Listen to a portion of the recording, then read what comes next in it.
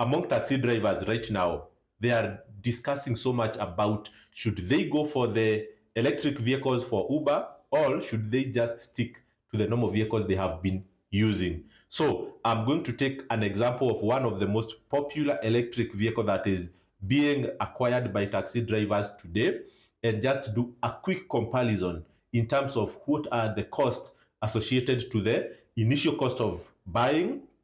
So right now, if you go to buy cash, how much would you buy that electric vehicle compared to an equivalent normal vehicle that uses petroleum? And after 3 years, what would be the cost of fuel and the cost of charging your vehicle? So let us start right now. So on this side, I'm going to deal with an EV vehicle, and you can go out there and search an EV model called Henry Minica. Okay, so it's a vehicle that is starting to be very popular in Kenya today. And actually, there are some distributors who are asking drivers to only deposit 50,000 Kenya shillings, and then they be paying a particular amount of money every day until they complete the payment. That is on the side of the EV. And then that vehicle, in my assessment, when it comes to the petrol vehicle equivalent, I would, equate it to a Suzuki Alto. So on this side, I'm going to talk about an Alto of 650cc. 650cc. So is a relatively very small car that is not very powerful. So let us start with the Henry Mini car. If you are going to buy this vehicle, okay, you will buy it at around 2.2 M. Okay, so that is the outright price. If you go there with cash, you are not asking for a bank to finance you, you are not asking microfinance to finance you. You will pay 2.2 million and go home with that car. Okay, they are saying that that vehicle, when it is fully charged, because it is using electricity, when it is fully charged, it will give you around let me just put here 200 kilometers. Okay, so they have said it's between 200 and 250. So on average, let us work with 200 kilometers. And they have said to charge that car from 0%, let's say the battery was completely flat, from 0 to 100% to charge it, you will use electricity worth 400 shillings. Okay, so when you use 400 shillings, you will get to travel 200 kilometers with that small electric vehicle. So when it comes to the case of taxi drivers, normally I usually say that taxi drivers travel on average 200 kilometers per day. Okay, so 200 kilometers per day. Are we together until that point? So what we are saying is that a driver using the Henry Minica electric vehicle will use only 400 kilometers to travel the 200.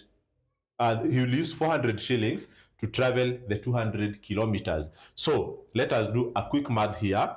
So it will be 400, you multiply by 6. Drivers always drive 6 days in a week. Okay, and a month has how many weeks? Has 4. So that is the total cost of fuel in 1 month.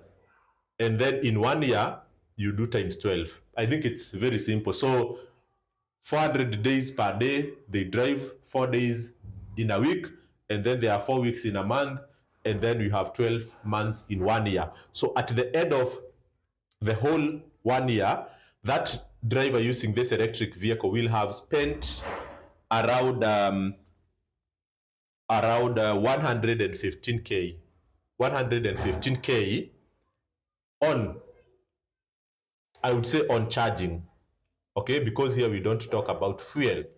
So at the end of 1 year, the driver will have spent 115k charging. This, we'll see on the other side how much other drivers will spend on fuel. But okay, we came to learn somewhere that that vehicle will have battery stability of high grade for the first 3 years. So maybe after 3 years, the vehicle will stop giving drivers 200 kilometers and then it will go down maybe to 100 or 150 or something. So for the first 3 years, that's when we need to focus our mathematics. So we are saying that for 3 years, so this is the cost of charging for 1 year. If you extrapolate this to 3 years, it will be around 345k charging for 3 years. Okay, so the total costs in terms of operation costs and total cost of acquisition when you are buying, it will be 2.2 plus 345,000. So it will have costed an electric car owner around 2.5 M. Okay, so for you to use that car for Uber. Now let us come to this other side. You are talking of a Suzuki Alto. Suzuki Alto, if you walk into a showroom today, 2018 model, you will buy it at around 800k. Okay, 800k. The same thing, we have said that drivers, they will drive around 200 kilometers per day. Okay, a Suzuki Alto normally will give you around 18 kilometers per liter.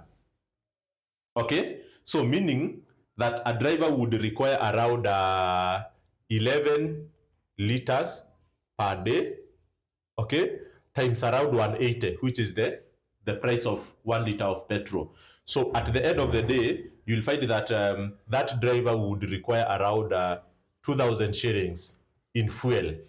Every day they will require around 2,000 shillings in fuel. So we do the same thing as we have done here. So it is 2,000 times 6 times 4 times 12. So at the end of 1 year, that driver who is using the Suzuki Alto that uses petrol will have spent around 576k on fuel. Okay, after 3 years, he will have spent around 1.7 M on fuel. Okay, after 3 years, because I just want to do head-to-head comparison. So the total costs, operational costs in terms of fuel and cost of acquisition, if you do 1.7 plus 800k total costs, it will be around 2.5 M. Oh no, it becomes a zero-sum game. It becomes a zero-sum game. At this point, you find that you will end up with the same number. So whether you are buying an Alto for 800 or going for an EV car for 2.2, you are not making any gains. But again, fuel is not the only cost. When it comes to these vehicles, the ones that we normally use, they have a lot of other related costs in terms of servicing, in terms of spare parts and replacements. But I hear with electric vehicles, the cost of maintenance is almost zero. You will cut down on how much you spend servicing your vehicle here so much by a huge percentage as compared to the EVs. So EVs are very, very cheap to maintain. That's what I hear because I have never owned one.